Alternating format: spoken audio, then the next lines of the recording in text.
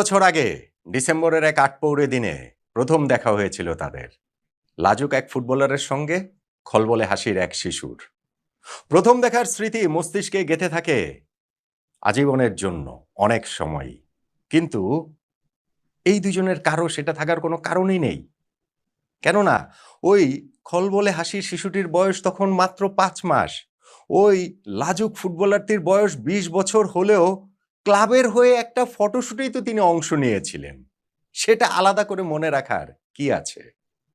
কিন্তু এখন সেটা মনে রাখতেই হচ্ছে।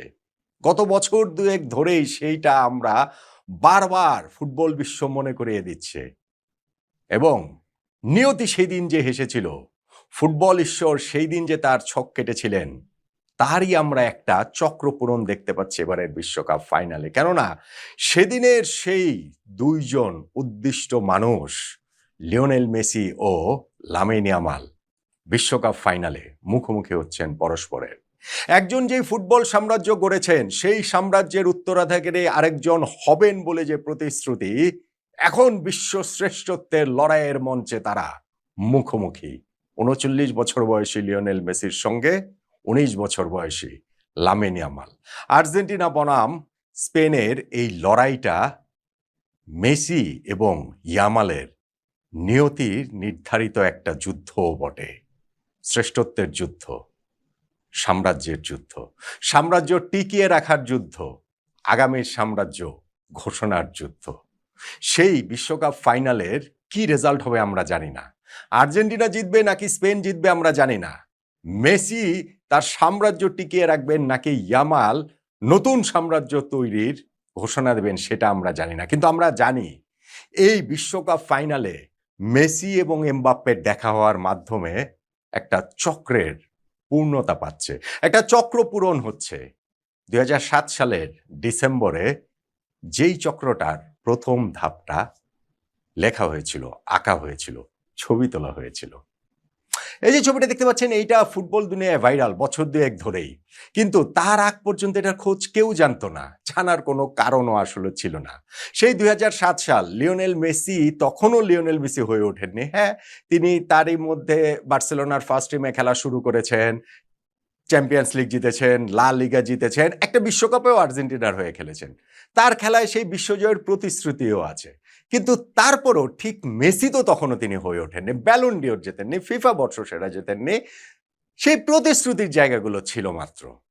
অমন সময়ই 2007 সালের ডিসেম্বর মাসে ক্লাবের হয়ে একটা ফটোশুটে তার অংশ নিতে হয়। সেই ফটোশুটটার জিনিসটা কি, যে একটা দাতব্য প্রতিষ্ঠান, বার্সেলোনা ক্লাবের যে জার্সির স্পন্সর ছিল ইউনিসেফ, তাদের হয়ে একটা স্থানীয় পত্রিকা কুইজের আয়োজন করে।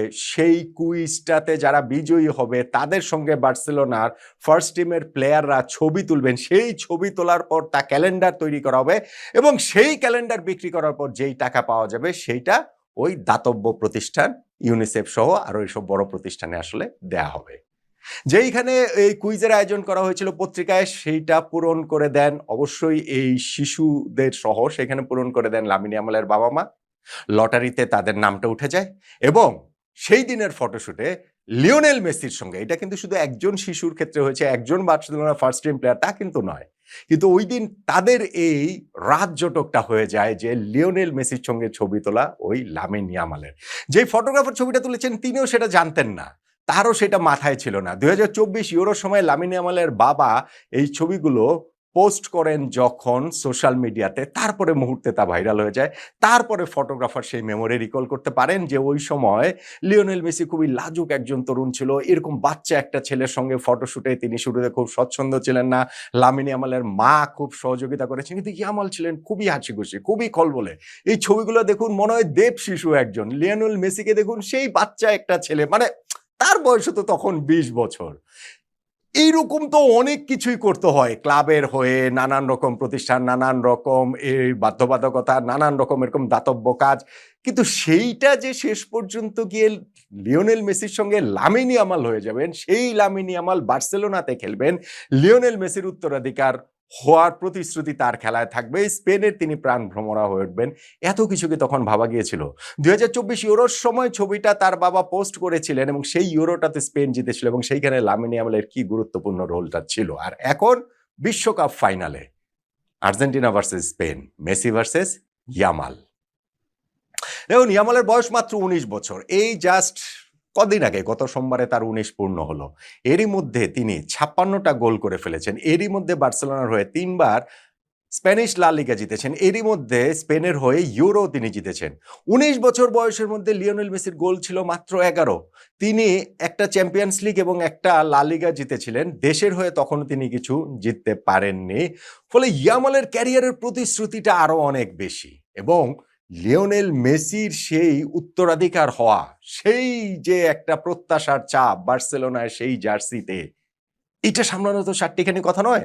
কিন্তু গত কয়েক সিজন ধরে আমরা সেটা দেখছি যে লামিন ইয়ামাল কিভাবেই না করে চলেছেন। কিন্তু তাই বলে বিশ্বকাপ ফাইনালে মেসি এবং ইয়ামাল মুখোমুখি হয়ে যাবেন, এইটা ছাড়া হওয়ার তার কোনো উপায় ছিল না। হ্যাঁ, একটা ফিনালিস্টেমও ছিল, যেই ফিনালিস্টেমে তো মুখোমুখি হওয়ার কথা ছিল ওই লাতিন আমেরিকার চ্যাম্পিয়ন আর্জেন্টিনা, কোপা চ্যাম্পিয়নের সঙ্গে ইউরোপীয় চ্যাম্পিয়ন, এই ইউরো চ্যাম্পিয়ন স্পেনের। সেই ফিনালিস্টেমো তার বাতিল হয়ে যায়। ফলে ওই ফিনালিস্টেমোর আগেও কিন্তু এই হাইপটা প্রবলভাবেই ছিল যে না, এইটা একটা চক্রপূরণ হচ্ছে, সেই ইয়ামাল, সেই মেসি, সেই তাদের ফটোশুট, অবশেষে তাদের ফুটবলীয় মাঠে দেখা হচ্ছে, দৈরটটা হচ্ছে, টক্করটা হচ্ছে। কিন্তু সেই ফিনালিস্টেমো শেষ পর্যন্ত আর হয় নাই। কে তখন ভেবেছিলেন যে বিশ্বকাপ ফাইনালে সেটা হয়ে যাবে? কে ভেবেছিলেন ফিনালিস্টেমোকে রিপ্লেস করা হবে বিশ্বকাপের ফাইনাল দিয়ে? এবং এবারের বিশ্বকাপটাও দেখুন, এই 39 বছর বয়সের লিওনেল মেসি, তিনি নিজেকে যেন প্রতিনিয়ত প্রতি ম্যাচে ছাড়িয়ে যাচ্ছেন আরো প্রবলভাবে। এই সময়ে এসেও এই ওয়ার্ল্ড কাপে তার যে পারফরমেন্স, সেটা অবিশ্বাস্য বললেও কম বলা হয়। আর্জেন্টিনাকে নিয়ে আরো একটা বিশ্বকাপ ফাইনালে যে তিনি তুলেছেন, সেইখানে সবচেয়ে গুরুত্বপূর্ণ ভূমিকাটা তার। সেইখানে তিনি 8টা গোল করেছেন, 4টা অ্যাসিস্ট করেছেন। গোল্ডেন বল শিওরলি তিনি জিততে যাচ্ছেন, গোল্ডেন বুটও জেতার পথে তিনি রয়েছেন, প্রবাবলি সেইটাও তিনি জিতবেন। কিন্তু এই সবকিছু ছাপিয়ে বিশ্বকাপটাই আসলে লিওনেল মেসি জিততে চান আবার আরেকবার। হয়তোবা এটা তার শেষ চান্স। পরের বিশ্বকাপ তিনি খেলবেন কি খেলবেন না, এটা আমরা কেউ জানি না।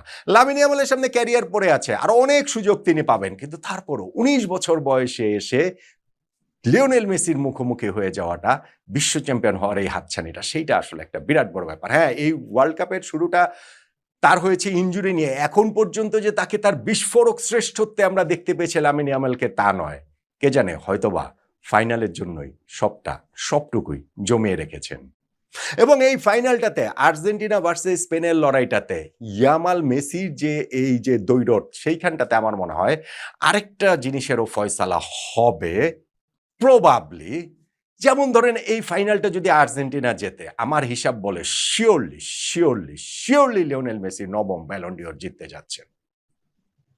ব্যালন ডিওর জয়ের ক্ষেত্রে অবশ্যই ক্লাবের ফুটবলটা গুরুত্বপূর্ণ, ক্লাব সিজনটা গুরুত্বপূর্ণ। যেহেতু মেসি এখন মেজর লিগ সকারে খেলেন, যুক্তরাষ্ট্রের সেই লিগ, এই ব্যালন ডিওরের হিসাব নিকাশে খুব একটা পাত্তা পাওয়ার কিছুই আসলে নাই।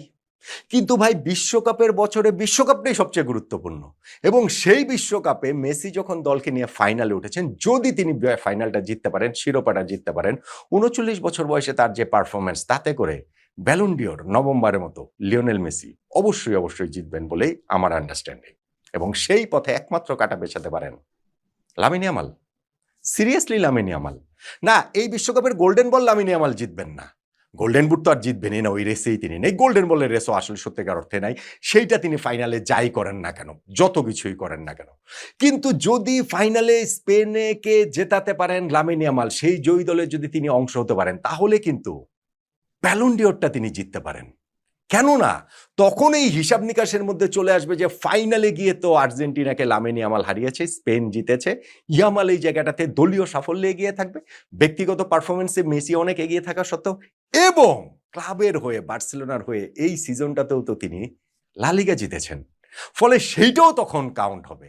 তার মানে এই যে আর্জেন্টিনা ভার্সেস স্পেনের যে final, Lionel Messi versus Lamine ইয়ামালের যে টক্কর, সেই জায়গাটাতে লামিন ইয়ামাল লিওনেল মেসির অবশ্যই কোনো ম্যাচই না, গোল্ডেন বলের হিসাবে বিশ্বকাপে, গোল্ডেন বুটের হিসাবে বিশ্বকাপে, কিন্তু ব্যালন ডিওরের যে হিসাব, সেইখানটাতে যদি স্পেন শিরোপা জিতে, তাহলে লামিন ইয়ামাল কিন্তু সেই ব্যালন ডিওরটা জিততে পারেন। এই মুহূর্তে তিনি ব্যালন ডিওরের রানার্স আপ, মানে সেকেন্ডে তিনি ওখানে আছেন। উসমান ডেম্বেলে লাস্ট সিজনটাতে জিতেছেন, তার ঠিক পেছনেই ছিলেন লামিন ইয়ামাল।